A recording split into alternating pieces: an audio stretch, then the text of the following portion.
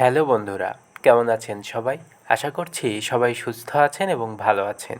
চরিত্রহীন উপন্যাসের ৪২তম পর্বে আপনাদের সকলকে স্বাগত। চলুন শুরু করা যাক। উপেন্দ্র হাসিয়া ফেলিল, কহিল, না বৌঠান, আমি এ সম্বন্ধে একেবারে মহামূর্খ। স্তম্ভিত হয়ে শুধু আপনার কথাই শুনছিলাম। কিরণময়ীও হাসিয়া বলিল, বিদ্রূপ করছো বুঝি ঠাকুরপো? না বৌঠান, সত্যি কথাই বলছি, কিন্তু ভাবছি আপনার এইটুকু বয়সের মধ্যে এত পড়লেন বা কবে, এত ভাবলেন বা কবে? প্রশংসা শুনিয়া কিরণময়ীর অন্তঃকরণ পুলকে গর্ভে উচ্ছ্বসিত হইয়া উঠিল, কিন্তু তাহা দমন করিয়া বিনয়ের সহিত কহিল, না না, ও কথা বলো না ঠাকুরপো, আমিও মহামূর্খ, কিছুই জানি নে। তবে শুধু এইটুকু জেনেছি বটে যে কিছুই জানবার জো নেই। আর তাই এই সমস্ত শাস্ত্রের জবরদস্তি আর দাম্ভিক উক্তি দেখলেই আমার গা জ্বালা করে ওঠে। কিছুতেই যেন আর নিজেকে সামলে রাখতে পারি না। কেবলই মনে হয় তুমিও না জানো না, আমিও জানি নে।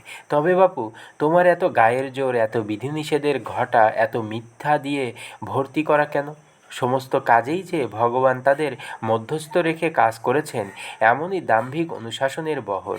খেতে শুতে বসতে ভগবানের দোহাই, আর ধর্মের দাঁত খিঁচুনি। কেন বাপু, কেন এমন করে হাসবো আর তেমন করে কাশবো, অথচ এত তেজ যে কোথাও এতটুকু কারণ পর্যন্ত কেউ দেখাবার দরকার মনে করেনি। শুধু জবরদস্তি। তোমার গোহত্যা ব্রহ্মহত্যার পাতক হবে, তুমি উচ্ছন্ন যাবে, তোমার 14 পুরুষ নরকে যাবে। কেন যাবে? কে তোমাকে বলেছে? শ্রুতি স্মৃতি তন্ত্র পুরাণ সমস্তই এই গায়ের জোর আর চোখ রাঙানি। বাস্তবিক এত অন্যায় জোর সহ্য হয় না ঠাকুরপো।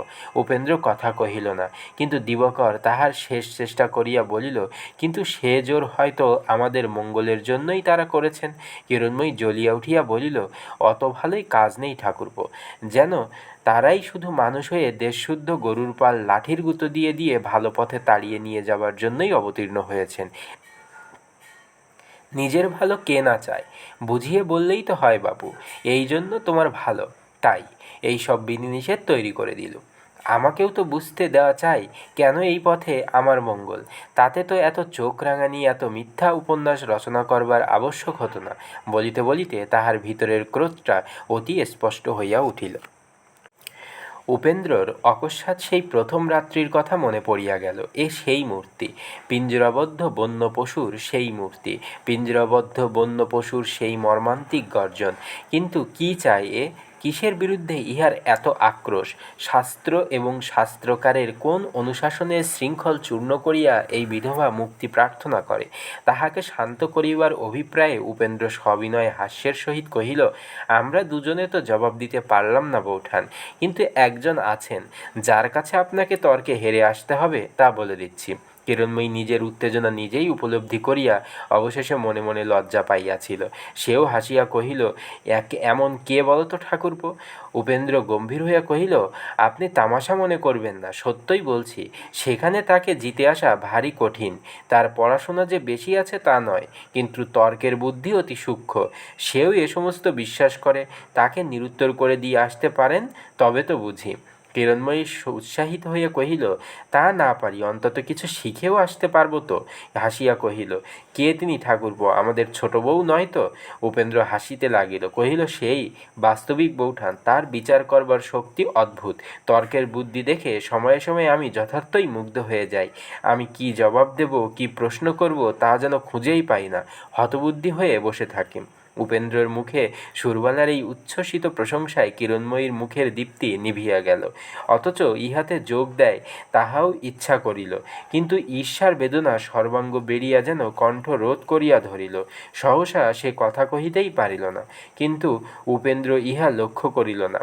জিজ্ঞাসা করিল, তার সঙ্গে আপনার বোধ করি এ প্রসঙ্গে আলোচনা কোনোদিন হয়নি? কিরণময়ী ঘাড় নাড়িয়া বলিল, না, মোটে 2 দিন তো সে এখানে এসেছিল, সেও আবার এমন সময়ে যে কথাবার্তা বলা যায় না।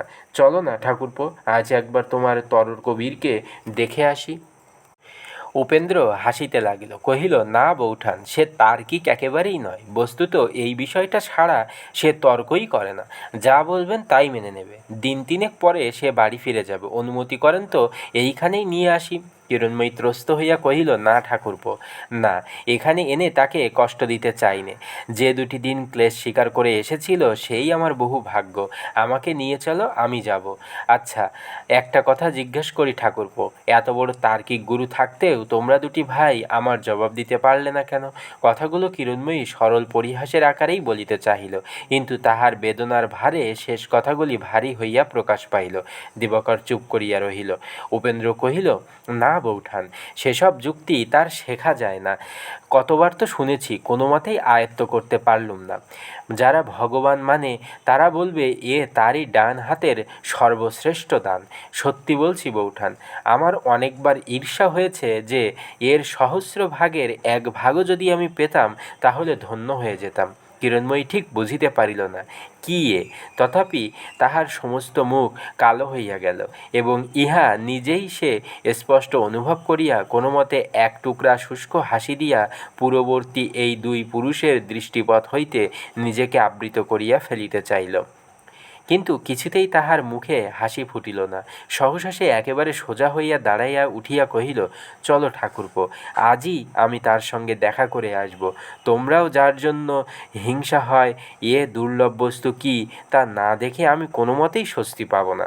তাহার এই আগ্রহ আতিশয্যে উপেন্দ্র কোনো মতেই আর হাসি চাপিতে পারিল না। কিরণময়ী ঈর্ষায় এত আচ্ছন্ন না হইয়া পড়িলে তাহার এতক্ষণের ছদ্ম গাম্ভীর্য চোখের পলকে ধরিয়া ফেলিতে পারিত, কিন্তু সেদিকে তাহার দৃষ্টিই ছিল না। কহিল, না ঠাকুরপো, তোমার পায়ে পড়ি, আমাকে নিয়ে চলো। উপেন্দ্র ব্যস্ত হইয়া 2 হাত ঠেকাইয়া কহিল, ছি ছি, অমন কথা মুখে আনবেন না বৌঠান, আপনি বয়সে ছোট হলেও আমার পূজনীয়। বেশ তো, মাসিমা ফিরে আসুন, চলুন আজই আপনাকে নিয়ে যাই। প্রায় অপরাহ্ন বেলায় কিরণময়ী জ্যোতিষবাবুদের বাড়িতে আসিয়া উপস্থিত হইল। পরনে মোটা থানের কাপড়, গায়ে অলঙ্কারের চিহ্নমাত্র নাই। সুদীর্ঘ রুক্ষ কেশরাশি বিপর্যস্তভাবে মাথায় জড়ানো, 2-1টা চূর্ণ স্থল কপালে ঝুলিয়া পড়িয়াছে। চোখে তাহার শ্রান্ত উদাস দৃষ্টি, যেন বৈধব্যের অলৌকিক ঐশ্বর্য তাহার সর্বাঙ্গ ঘিরিয়া মূর্তিমতী হইয়াছে। সে মুখে পানে চাহিলেই চক্ষু আপনিই যেন তাহার পদপ্রান্তে নামিয়া আসে। সরোজিনী বাহিরের বারান্দায় একটা চৌকিতে বসিয়া বই পড়িতেছিল। চোখ তুলিয়া অকস্মাৎ এই আশ্চর্য রূপ দেখিয়া একেবারে বিহ্বল হয়ে গেল। সে কিরণময়ীকে কখনো চোখে দেখে নাই।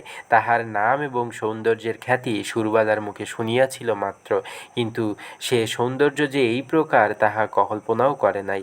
উপেন্দ্র তাহার পরিচয় দিল, আমাদের বউ ঠাকুরন সরোজিনী।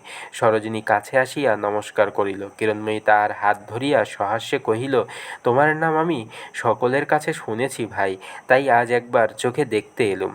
প্রত্যুত্তরে সরোজিনী কি বলিবে তাহা তখনও খুঁজিয়া পাইল না। অপরিচিত নরনারীর সহিত মিশিতে আলাপ করিতে সে শিশুকাল হইতেই শিক্ষিত এবং অভ্যস্ত, কিন্তু এই আশ্চর্য বিধবা নারীর সম্মুখে সে নির্বাক হইয়া রহিল।